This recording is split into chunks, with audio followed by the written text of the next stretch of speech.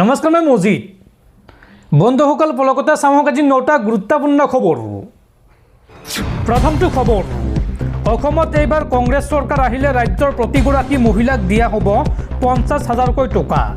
ৰাজ্যৰ প্ৰতিটো পৰিয়ালক চিকিৎসাৰ বাবে দিয়া হ'ব 25 লাখকৈ টকা আৰু 100 দিনৰ ভিতৰত জুবিন গাৰ্গক ন্যায় দিয়া হ'ব। এইদৰে 5টাকৈ প্ৰতিশ্ৰুতিৰে নিৰ্বাচনী ইস্তাহাৰ মুকলি কৰিলে কংগ্ৰেছে। কংগ্ৰেছৰ নিৰ্বাচনী ইস্তাহাৰত আৰু কি ঘোষণা কৰা হৈছে চাওঁ আহক। নতুন বৰষুণ কৰাৰ লক্ষ্যৰে কংগ্ৰেছে মুকলি কৰিলে নিৰ্বাচনী ইস্তাহাৰ। 5টা প্ৰতিশ্ৰুতিৰে এইবাৰ কংগ্ৰেছৰ নিৰ্বাচনী ইস্তাহাৰ প্ৰকাশ। কি আছে এই নিৰ্বাচনী ইস্তাহাৰত চাওঁ আহক। মহিলা সবলীকৰণৰ দিশত কংগ্ৰেছৰ বিশেষ পদক্ষেপ। মহিলাসকলক ব্যৱসায়ৰ বাবে দিয়া হ'ব 50,000কৈ টকাৰ এককালীন সাহায্য। অৰ্থাৎ এইবাৰ কংগ্ৰেছ চৰকাৰ আহিলে ৰাজ্যৰ প্ৰতিগৰাকী মহিলাক দিয়া হ'ব 50,000কৈ টকা আৰু প্ৰতিটো পৰিয়ালক স্বাস্থ্যৰ বাবে দিয়া হ'ব 25 লাখকৈ টকা। জুবিন গাৰ্গক 100 দিনৰ ভিতৰত ন্যায় দিয়াৰ কথা উল্লেখ কৰিছে কংগ্ৰেছে আৰু জ্যেষ্ঠ নাগৰিকক পেঞ্চন হিচাপে প্ৰতিমাহে দিয়া হ'ব 1,250 টকাকৈ। খিলঞ্জীয়াক ভূমিপট্টা প্ৰদানৰ ক্ষেত্ৰতো বিশেষ গুৰুত্ব দিব কংগ্ৰেছে। লখিমপুৰত নিৰ্বাচনী প্ৰচাৰৰ মাজতে ইস্তাহাৰ প্ৰকাশ কৰিলে কংগ্ৰেছে আৰু এই নিৰ্বাচনী ইস্তাহাৰত এইবোৰ কথা উল্লেখ কৰিছে কংগ্ৰেছ দলে। পৰৱৰ্তী খবৰ, অসমৰ মুখ্যমন্ত্ৰী হিমন্ত বিশ্ব শৰ্মা এজন হত্যাকাৰী। এই বিস্ফোৰক অভিযোগ বিধায়ক অখিল গগৈৰ। অখিল গগৈয়ে লগতে কেইবাটাও বিস্ফোৰক অভিযোগ উত্থাপন কৰিছে হিমন্ত বিশ্ব শৰ্মাৰ বিৰুদ্ধে। অখিল গগৈয়ে এই সন্দৰ্ভত কয় যে উগ্ৰপন্থী সংগঠন আলফাত যোগদান কৰিছিল হিমন্ত বিশ্ব শৰ্মাই, কিন্তু আলফাৰ পৰা আত্মসমৰ্পণ কৰা নাছিল হিমন্ত বিশ্ব শৰ্মাই। গতিকে এতিয়াও আলফাৰ সদস্যপদ থাকিব পাৰে হিমন্ত বিশ্ব শৰ্মাৰ। সেয়ে ভাৰত ৰাষ্ট্ৰই হিমন্ত বিশ্ব শৰ্মাক বিশ্বাস কৰিব নালাগে। হিমন্ত বিশ্ব শৰ্মাৰ বিৰুদ্ধে এই বিস্ফোৰক অভিযোগ বিধায়ক অখিল গগৈৰ। অসমৰ মুখ্যমন্ত্ৰীও যে এজন হত্যাকাৰী সেই কথা মই জানো, এই মন্তব্য বিধায়ক অখিল গগৈৰ। অখিল গগৈয়ে লগতে কয় যে তেওঁ আলফা হৈ পাছত আত্মসমৰ্পণ কৰা নাছিল। তেওঁৰ বন্দুককেইটা ক'ত আছে সেয়া এতিয়া বিচাৰ কৰিব লাগিব। তেওঁ আলফাৰ সদস্যপদ এতিয়াও লৈ আছে নেকি সেইটোও বিচাৰ কৰিব লাগিব। তেওঁক ভাৰত ৰাষ্ট্ৰই বিশ্বাস কৰা উচিত নহয়। আলফা থাকোঁতে হিমন্ত বিশ্ব শৰ্মাই হত্যা কৰিছিল মানৱেন্দ্ৰ শৰ্মাক। মানৱেন্দ্ৰ শৰ্মাক হত্যা কৰা পিষ্টলটো লুকুৱাই থৈছিল কটন কলেজৰ হোষ্টেলত। ARB হোষ্টেলৰ ৰান্ধনী শৰ্মাদাৰ গাৰুৰ তলত লুকুৱাই থৈছিল পিষ্টলটো। পিছত পুলিচে ধৰা পেলাই পিটন দিছিল হিমন্ত বিশ্ব শৰ্মাক। হিমন্ত বিশ্ব শৰ্মাই আলফাৰ নামত পইচা তুলিবলৈ গৈছিল ইঞ্জিনিয়াৰ দাসদাৰ ঘৰলৈ আৰু আৰক্ষীয়ে ধৰি আনি সেইবাৰো পিটন দিছিল হিমন্ত বিশ্ব শৰ্মাক। মুখ্যমন্ত্ৰী হিমন্ত বিশ্ব শৰ্মাৰ বিৰুদ্ধে এই বিস্ফোৰক মন্তব্য বিধায়ক অখিল গগৈৰ। পৰৱৰ্তী খবৰ, মধ্যপ্ৰাচ্যৰ যুদ্ধক লৈ ডাঙৰ খবৰ। আমেৰিকাৰ ওপৰত এইবাৰ ইৰাণৰ ভয়ংকৰ আক্ৰমণ। ইৰাণৰ আক্ৰমণত ছেকেণ্ডতে আমেৰিকাৰ লোকচান হ'ল 6,600 কোটি টকা। আমেৰিকাৰ এয়াৰবৰ্ন ৱাৰ্ণিং এণ্ড কণ্ট্ৰল ছিষ্টেম বিমান ধ্বংস কৰিলে ইৰাণে। ইৰাণৰ মিছাইলে ছেকেণ্ডতে ধ্বংস কৰিলে আমেৰিকাৰ অত্যাধুনিক বিমান। ছেকেণ্ডতে আমেৰিকাৰ লোকচান হ'ল 6,600 কোটি টকা। ইৰাণৰ মিছাইল আৰু ড্ৰোনৰ আগত টিকি থাকিব নোৱাৰিলে আমেৰিকাৰ বিমান। অত্যাধুনিক ছাৰ্ভিলেন্স বিমান খহি পৰিল আকাশৰ পৰা। ছৌদিৰ প্ৰিন্স চুলতান এয়াৰবেছত থকা আমেৰিকাৰ বিমান ধ্বংস কৰিলে ইৰাণে। এয়াৰবৰ্ন ৱাৰ্ণিং এণ্ড কণ্ট্ৰল ছিষ্টেম বিমানখন ধ্বংস কৰিছে ইৰাণে। বিমানত তেল ভৰাবলৈ ব্যৱহাৰ কৰা কেইবাখনো টেংকাৰ বিমানো ধ্বংস কৰিছে ইৰাণে। ইৰাণৰ মতে এই আক্ৰমণত 10জনৰো অধিক সেনা আহত হৈছে আৰু ৱাশ্বিংটন পোষ্টৰ প্ৰতিবেদনৰ মতে ইৰাণৰ এই আক্ৰমণত ছেকেণ্ডতে 6,600 কোটি টকাৰ লোকচান হৈছে আমেৰিকা যুক্তৰাষ্ট্ৰৰ। দৰ্শকসকল আৰু বহুতো গুৰুত্বপূৰ্ণ খবৰ আছে। তাৰ আগতে আপোনাক জনাওঁ যে যদি আপুনি এতিয়ালৈকে এইটো ভিডিঅ'ত লাইক কৰা নাই তেন্তে এতিয়াই ভিডিঅ'টোত লাইক কৰি দিয়ক আৰু এনেকুৱা ধৰণৰ ভিডিঅ' মই নিতৌ চাবলৈ চেনেলটো ছাবস্ক্ৰাইব কৰি কাষত থকা বেল আইকনটো প্ৰেছ কৰি ৰাখক। পৰৱৰ্তী খবৰ, নিৰ্বাচনৰ পিছতে অসমত বলবৎ হ'ব UCC।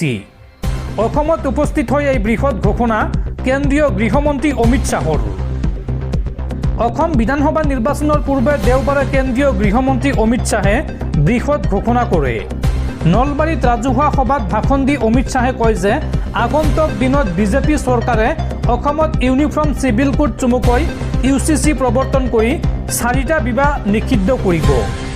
ভোট বেংক ৰাজনীতিৰ বাবে কংগ্ৰেছ দলে ৰাজ্যৰ জনগাঁথনি সলনি কৰাৰ অভিযোগ উত্থাপন কৰে। আগন্তুক 5 বছৰৰ ভিতৰত বিজেপি চৰকাৰে দেশৰ পৰা প্ৰতিজন অনুপ্ৰৱেশকাৰী চিনাক্ত কৰি বহিষ্কাৰ কৰিব বুলিও মন্তব্য কৰে। অমিত শ্বাহে লগতে কয় যে ভোটৰ লোভত কংগ্ৰেছ দলে অসমৰ সমগ্ৰ জনগাঁথনি সলনি কৰি দিছে। ধুবুৰী আৰু ইয়াৰ আশে পাশে থকা 9খন জিলা এতিয়া অনুপ্ৰৱেশকাৰীৰে ভৰি পৰিছে। তেওঁ আৰু লগতে অভিযোগ কৰে যে পূৰ্বৰ কংগ্ৰেছ চৰকাৰসমূহে দশক ধৰি অবৈধ অনুপ্ৰৱেশৰ অনুমতি দিছিল।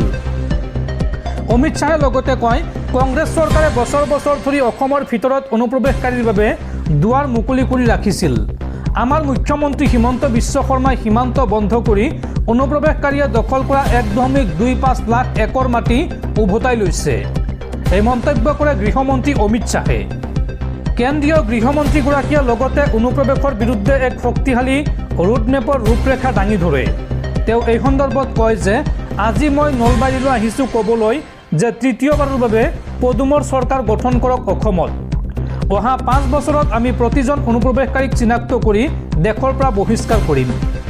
বিজেপিৰ এই স্থিতি পুনৰবাৰ উল্লেখ কৰি অমিত শ্বাহে কয় যে আমি প্ৰতিজন অনুপ্ৰৱেশকাৰীক বিচাৰি উলিয়াম, তেওঁলোকক বিচাৰি পাম, ভোটাৰ তালিকাৰ পৰা আঁতৰাই তেওঁলোক য'ৰ পৰা আহিছে তালৈ ঘূৰাই পঠিয়াম। তেওঁ কয় যে 10 বছৰৰ ভিতৰত আমি বড়ো শান্তি চুক্তি, কাৰ্বি আংলং চুক্তি, DNLA চুক্তি আৰু আলফাৰ সৈতে চুক্তিত স্বাক্ষৰ কৰিলোঁ। আজি 10,000 লোকে অস্ত্ৰ শস্ত্ৰ এৰিছে। এই কথাটো তেওঁ কংগ্ৰেছৰ শাসনকালত হোৱা অশান্তিৰ ইতিহাসৰ সৈতে তুলনা কৰে।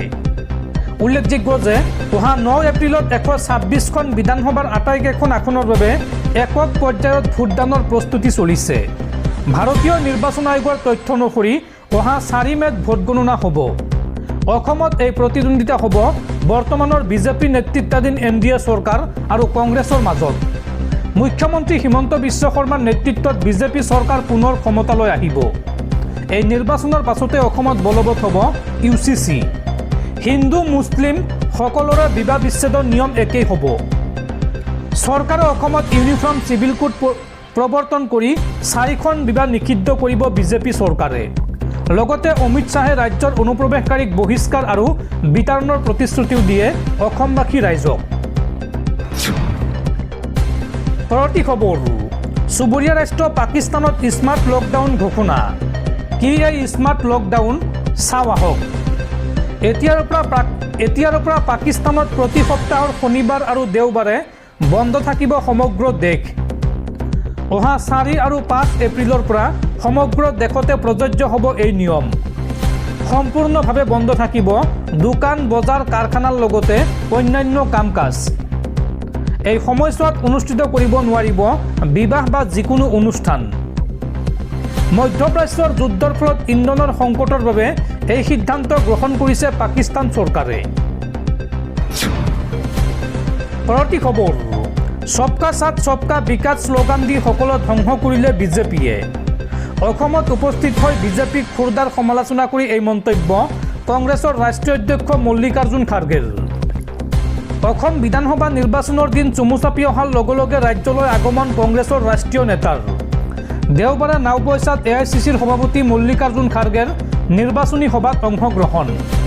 নাওবৈচা বিধানসভা সমষ্টিৰ কংগ্ৰেছ প্ৰাৰ্থী ডাক্তৰ জয়প্ৰকাশ দাসৰ হৈ নিৰ্বাচনী প্ৰচাৰ চলাই মল্লিকাৰ্জুন খাৰ্গেয়ে।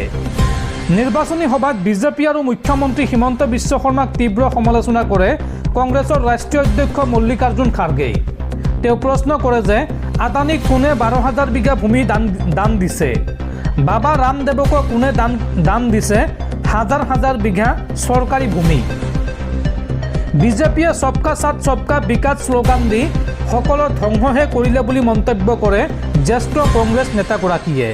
তেওঁ লগতে কয় যে দেশৰ বাবে কেতিয়াও যুঁজা নাই, কেতিয়াও প্ৰাণ দিয়া নাই বিজেপিৰ নেতা কৰ্মীয়ে। বিজেপিয়ে দেশত কেৱল হাহাকাৰ লগাই আছে। ইন্দিৰা গান্ধীয়ে দেশক এক কৰি ৰখাৰ চেষ্টা কৰি প্ৰাণ আহুতি দিছিল বুলি উল্লেখ কৰি মল্লিকাৰ্জুন খাৰ্গেয়ে লগতে কয় যে সিংহাজৰ্জৰ মণিপুৰলৈ যাবলৈ বিজেপিৰ কাৰো সাহস নহ'ল। একমাত্ৰ ৰাহুল গান্ধীয়ে মণিপুৰ ভ্ৰমণ কৰিছিল, পদযাত্ৰা কৰিছিল।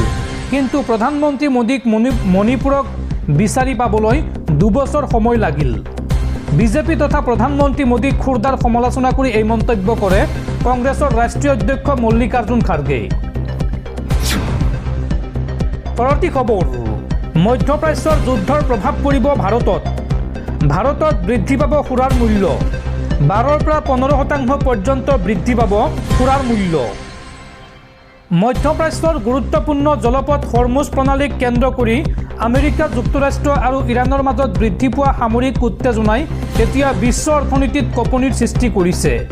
এই সংঘাতৰ পোনপটীয়া প্ৰভাৱ ভাৰতৰ অৰ্থনীতিৰ ওপৰত পৰাৰ আশংকা কৰা হৈছে, যাৰ ফলত ৰন্ধন গেছৰ পৰা আৰম্ভ কৰি বিয়েৰৰ মূল্যলৈকে সকলোতে প্ৰভাৱ পৰিব পাৰে। উল্লেখযোগ্য যে ভাৰতে LPGৰ এক বৃহৎ অংশ কাটাৰ আৰু ছৌদি আৰবৰ পৰা আমদানি কৰে, যি দুয়োখন দেশে ক্ৰমাৎ বৃদ্ধি পোৱা শত্ৰুতাত ব্যাঘাত জন্মাইছে। ইপিনে গেছৰ যোগান কমি অহাৰ লগে লগে এতিয়া ইয়াৰ প্ৰভাৱ সুৰা উদ্যোগকে ধৰি উৎপাদন আৰু পেকেজিং খণ্ডলৈ বিয়পি পৰিছে, যিয়ে পোনপটীয়াকৈ বিয়েৰ উৎপাদন আৰু পেকেজিং খৰচ বৃদ্ধি কৰিছে। উল্লেখযোগ্য যে ব্ৰুৱাৰ্ছ এছ'চিয়েশ্যন অৱ ইণ্ডিয়াৰ কেইবাটাও ডাঙৰ ডাঙৰ সদস্য কোম্পানীয়ে অৱগত কৰে যে কাঁচৰ বটলৰ মূল্য ইতিমধ্যে প্ৰায় 20% বৃদ্ধি পাইছে। ইয়াৰ লগতে বিয়েৰৰ বটল প্ৰস্তুত কৰিবলৈ কাঁচৰ কাৰখানাসমূহত 24 ঘণ্টাই বিশাল ফাৰ্নেছ চলাই ৰাখিব লাগে, যাৰ বাবে প্ৰচুৰ পৰিমাণৰ প্ৰাকৃতিক গেছৰ প্ৰয়োজন হয়। ব্ৰুৱাৰ্ছ এছ'চিয়েশ্যন অৱ ইণ্ডিয়াৰ সঞ্চালক প্ৰধান বিনোদ গিৰিয়ে এই সন্দৰ্ভত উল্লেখ কৰিছে যে বিয়েৰৰ মূল্য 12%ৰ পৰা 15% পৰ্যন্ত মূল্য বৃদ্ধি কৰিব বিচাৰিছোঁ। আমি আমাৰ সদস্য কোম্পানীসমূহক ৰাজ্যসমূহৰ সৈতে পৃথকে যোগাযোগ কৰিবলৈ কৈছোঁ। এই সন্দৰ্ভত তেওঁ লগতে সকীয়াই দিয়ে যে উৎপাদন ব্যয় বৃদ্ধিৰ বাবে কিছুমান কাৰ্যকলাপ বহনক্ষম হোৱা নাই। পৰৱৰ্তী খবৰ, নিৰ্বাচনৰ পূৰ্বে পুনৰ উজনি অসমত মিয়া নিষিদ্ধ। উজনি অসমত ইউনুছ তামুলীৰ প্ৰৱেশ নিষিদ্ধ, লগতে থাকিব নোৱাৰিব এটাও মিয়া। এই সন্দৰ্ভত ঠায়ে ঠায়ে বেনাৰ পোষ্টাৰ লগাই তীব্ৰ প্ৰতিবাদ দল সংগঠনৰ। 4 মে'ৰ পিছত উজনি অসমত থাকিব নোৱাৰিব এটাও মিয়া। য'তেই দেখা যাব ততেই কাণত ধৰাই আঁঠু কৰাই থোৱা হ'ব ইউনুছ তামুলীক। উজনি অসমত মিয়া আৰু ইউনুছ তামুলীৰ প্ৰৱেশ নিষিদ্ধ কৰিলে জাতীয় সংগ্ৰামী সেনাই। চিতু বৰুৱাৰ নেতৃত্বত উজনি অসমত পুনৰ আৰম্ভ হ'ব মিয়া খেদা অভিযান। নিৰ্বাচনৰ পিছতে গণি গণি উজনি অসমৰ পৰা খেদা হ'ব এটা এটাকৈ মিয়া। সাহস আছে যদি উজনি অসমত এটা মিয়া ৰাখি দেখুৱাওক ইউনুছ তামুলীয়ে। এইদৰে শিৱসাগৰৰ ভিন্ন স্থানত ইউনুছ আৰু মিয়াৰ বিৰুদ্ধে বেনাৰ পোষ্টাৰ লগাই চলিছে তীব্ৰ প্ৰতিবাদ। মিয়াক কঠোৰ সকীয়নি দিছে জাতীয় সংগ্ৰামী সেনাৰ কেন্দ্ৰীয় সভাপতি চিতু বৰুৱাই। তেওঁ কয় যে ইউনুছ তামুলীৰ দৰে পানী গুণ্ডালৈ অসমীয়াই কোনো কেৰেপ নকৰে। নিৰ্বাচনৰ পিছতে উজনি অসমত এজনৰ মিয়া থাকিব নোৱাৰিব বুলি হুংকাৰ দিয়ে চিতু বৰুৱাই।